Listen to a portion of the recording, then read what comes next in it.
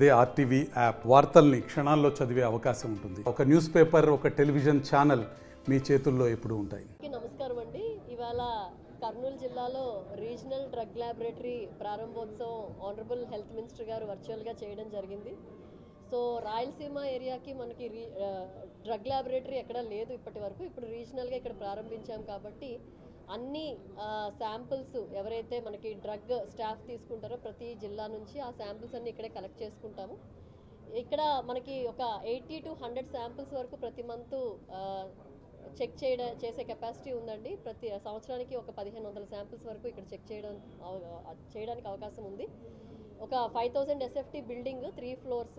So ఇక్కడ DD ఉంటారు, ఏడీ ఉంటారు, అలాగే ల్యాబ్ తాలూకా స్టాఫ్ ఉంటారు అండ్ ల్యాబ్ కూడా ఉంటుంది. ఎక్విప్మెంట్ కూడా ఒక హాఫ్ ఎక్విప్మెంట్ వచ్చింది, ఆల్రెడీ ఇన్స్టాల్ చేయడం జరిగింది. ఇంకా మిగతా ఎక్విప్మెంట్ కూడా వచ్చే అవకాశం ఉంది.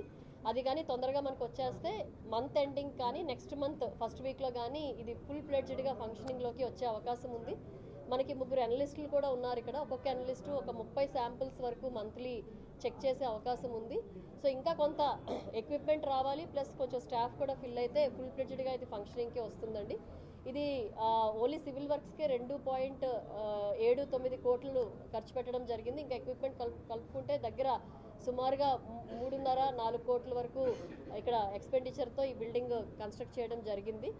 సో హోప్ ఖచ్చితంగా ఈ రీజనల్ ల్యాబ్ అనేది అన్ని శాంపిల్స్ అన్ని జిల్లాల నుంచి కలెక్ట్ చేసుకొని ఇక ఫ్యూచర్లో కూడా కెపాసిటీ పెంచుకొని ఎక్కువ శాంపిల్స్ కలెక్ట్ చేసే అవకాశం ఉండేటట్టు ప్రయత్నిస్తాము. రెండోది ఏంటంటే ప్రజలందరికీ కూడా స్పూరియస్ డ్రగ్స్, అలాగే బ్యాండ్ డ్రగ్స్, తర్వాత ఎక్స్పైరీకి దగ్గరున్న డ్రగ్స్, తర్వాత సబ్స్టాండర్డ్ డ్రగ్స్, సో ఈ డ్రగ్స్ అన్నిటి గురించి కూడా అవేర్నెస్ కల్పించాలని చెప్పి స్టాఫ్కి చెప్పడం జరిగింది.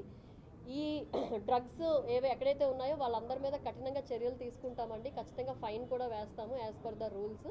ఎట్టి పరిస్థితిలో కూడా డ్రగ్స్ స్టోర్ నుంచి కానీ ఇక్కడ స్టాఫ్ కానీ మొత్తం కూడా కంపల్సరీగా ఇన్స్పెక్షన్స్ రెగ్యులర్గా చేయాలి, చేసి కఠినంగా చర్యలు తీసుకోవాలి. ఆ తీసుకున్న చర్యలు కూడా వైడ్ పబ్లిసిటీ ఇస్తే రేపు పొద్దున ఫ్యూచర్లో మనకి ఎక్కడా కూడా ఇలా స్పూరియస్ డ్రగ్స్ కానీ సబ్స్టాండర్డ్ క్వాలిటీలో ఉన్న డ్రగ్స్ కానీ మనం ఇక్కడ ఫార్మసీస్లో చూడకుండా ఉండకుండా చేయొచ్చు అని చెప్పి కోరుకుంటూ ఉన్నాం. మరిన్ని వీడియోస్ కోసం ఛానల్ ని సబ్స్క్రైబ్ చేయండి, లేటెస్ట్ అప్డేట్స్ కోసం వాట్సాప్ ఛానల్ ని ఫాలో చేయండి అండ్ లింక్ డిస్క్రిప్షన్ లో ఉంది.